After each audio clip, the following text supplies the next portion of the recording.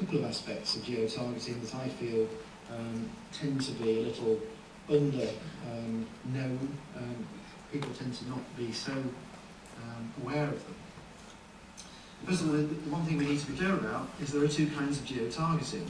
That funny fellow at the top, who obviously has a problem being photographed, he's actually an English guy.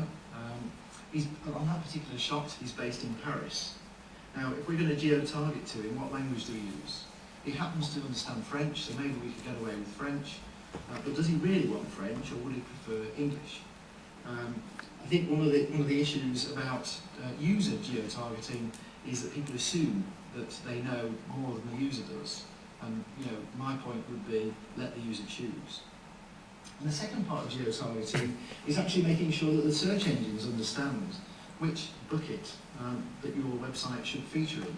You've got 3 arrows there on the Norwegian version of Google, where you can see the web, websites in Norwegian, pages from Norway.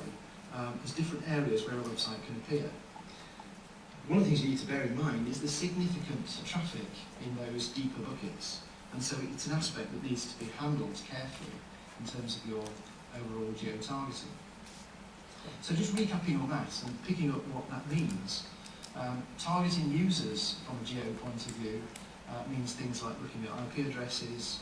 There are issues there which we're going to talk about a little later. It means perhaps interrogating the client browser.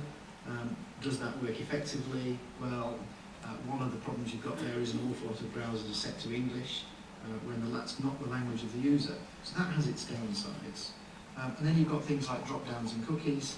You give somebody the ability to choose the language. Are you then going to retain it on cookie so that they always get that language next time they